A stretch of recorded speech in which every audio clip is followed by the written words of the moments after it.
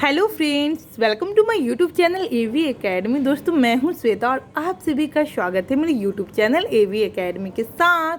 दोस्तों, आज का क्लास हमारा हिस्ट्री का होगा और हिस्ट्री के अंतर्गत आज हम लोग मुगल कालीन स्थापत्य, संगीत, चित्रकला एवं साहित्य के बारे में पढ़ेंगे। पिछले क्लास में भी हम लोगों ने इसी से रिलेटेड कुछ तथ्य को देखा और कुछ पॉइंट्स रह गए हैं जिसको आज हम लोग करेंगे, जिसमें आज हम लोग मुगल कालीन साहित्य के बारे में पढ़ना शुरू करेंगे।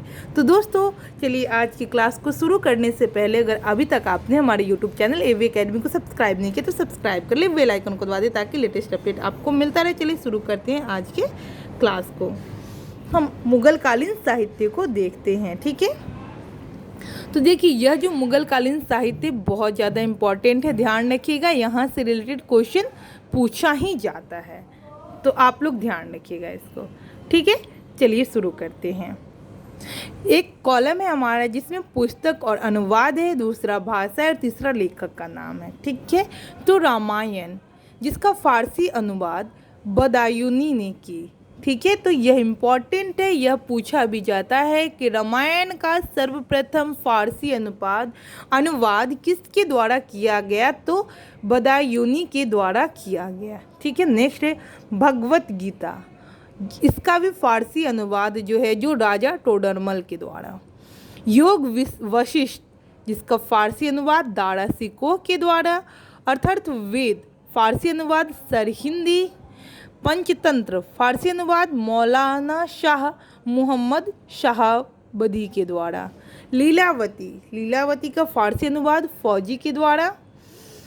नेक्स्ट है कलिया दमन का भी फारसी अनुवाद जो है जो अबुल फजल के द्वारा किया गया। 52 उपनिषद, जिसका फारसी का अनुवाद है दारा शिकोह के द्वारा किया गया, ठीक है। 52 उपनिषद। आगे देखते हैं अकबरनामा का फारसी अनुवाद जो है यह अबुल फजल के द्वारा किया गया। नेक्स्ट है बाबरनामा, इसका फारसी अनुवाद जो है जो अब्दुल रहीम खाना के द्वारा किया गया। नेक्स्ट है हमारा हुमायूंनामा, देख लिए हम लोग। अब आगे देखते हैं, नहीं हुमायूंनामा देखेंगे, बाबरनामा देखिए। बाबरनामा का फारसी अनुवाद अब्दुल रहीम खाना। हुमायूंनामा का फारसी अनुवाद जो है जो यह जो लेखक है गुलबदन बेगम। नेक्स्ट देखते हैं हम लोग तुजुके बाबरनामा, यह तुर्की भाषा में और बाबर द्वारा लिखी गई है। तुजके जहांगीरी, फारसी भाषा, और यह जो है जो जहांगीर मोतमद खां और मोहम्मद हादी के द्वारा लिखी गई है, ठीक है।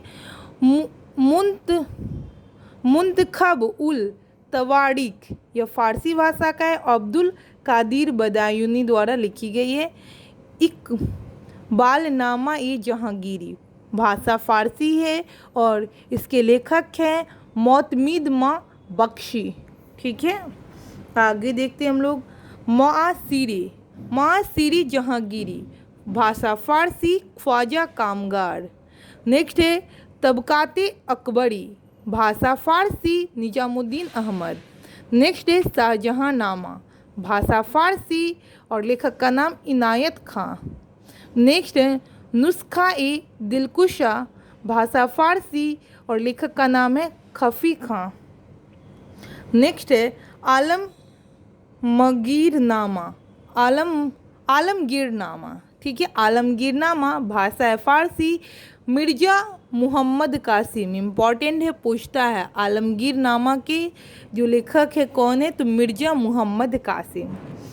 मुआसिर ए आलमगीरी, इसका भाषा फारसी, यह साकी मुश्तैद खां के द्वारा लिखा गया है।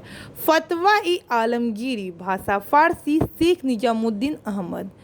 तो नेक्स्ट है पादशाहनामा, फारसी भाषा, मोहम्मद अमीन के द्वारा, ठीक है। तो इस तरीके से हम लोगों ने यहाँ पर मुगल कालीन साहित्य के बारे में पढ़ा। जो कि यहाँ से क्वेश्चन, एक दो क्वेश्चन तो हर एक कॉम्पिटेटिव एग्जामिनेशंस में देखने को मिलते हैं, तो आप लोग इसको ध्यान से रखिएगा। खास करके यहाँ अकबरनामा हो गया, बाबरनामा हो गया, तो देखिए अकबरनामा के लेखक हो गए अबुल फजल, बाबरनामा के लेखक हो गए ये अब्दुल रहीम खाने खाना, हुमायूंनामा गुलबदन बेगम। यह जो है जो इम्पॉर्टेंट है, ध्यान रखिएगा, तो यहाँ से क्वेश्चन ज़्यादा आने के चांस रहते हैं। ऐसे सभी पॉइंट्स इंपॉर्टेंट है, तो आप लोग सभी को अच्छे से देखिए। लेकिन अकबरनामा, बाबरनामा, हुमायूंनामा इसको अच्छे से देख लीजिएगा। अकबरनामा रिपीट कर देती हूँ, अकबरनामा है अबुल फजल, बाबरनामा अब्दुल रहीम खाने खाना, हुमायूंनामा गुलबदन बेगम। ठीक है। और एक और क्वेश्चन यहाँ पे जो पूछता है, रामायण का फारसी अनुवाद किसके द्वारा किया गया, तो बदायूनी के द्वारा। ठीक है, तो ध्यान रखिएगा, ये भी इम्पॉर्टेंट है। चलिए आगे देखते हैं हम लोग।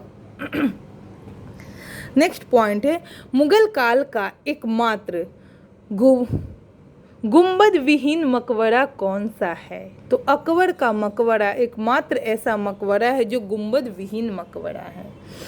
जहांगीर के शासनकाल के अंतिम वर्षों में केवल संगमरमर की इमारतें बनवाने और दीवारों को अर्ध मूल्यवान पत्थरों से बनी फूल पत्तियों की आकृतियों से सजाने का चलन प्रारंभ हुआ। सजावट की इस पद्धति को पित्रादूरा कहते हैं। पित्रादूरा सजावट की इस पद्धति को कहा जाता है, तो ये भी इम्पॉर्टेंट है, ध्यान रखिएगा, यहाँ से भी क्वेश्चन पूछा जाता है। आगे हम लोग देखते हैं हुमायूं का मकबरा और महत्वपूर्ण तथ्य को।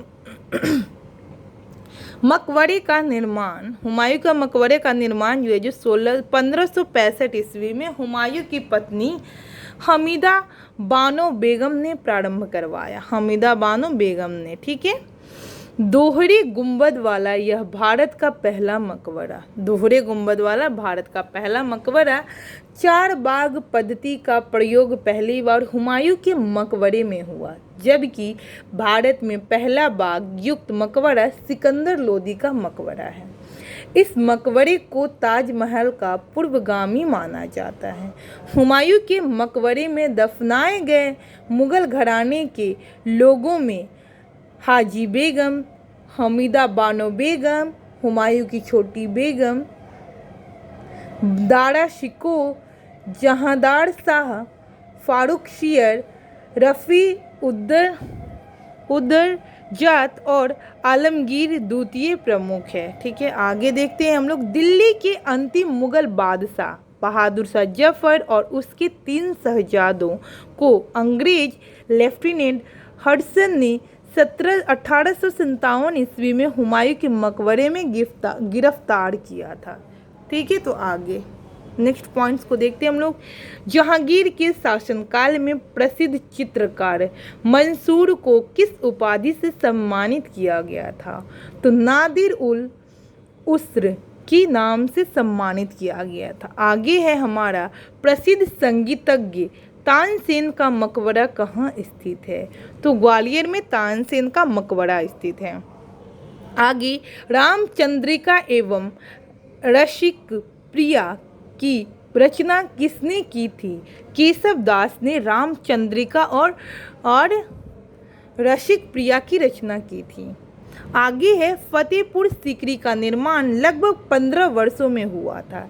इसके महत्वपूर्ण भवन खास महल, हवा महल, हिरन मीनार, दीवाने आम, दीवाने खास, जोधाबाई का महल, शेख सलीम चिश्ती का मकबरा, पंचमहल, बुलंद दरवाज़ा, बिरबल का महल इत्यादि हैं।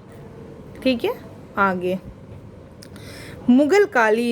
मुगल चित्रकारी किसके शासनकाल में अपनी पराकाष्ठा पर पहुंची, तो जहांगीर के शासनकाल में मुगल चित्रकारी जो है जो प्रकाष्ठा पर पहुंची।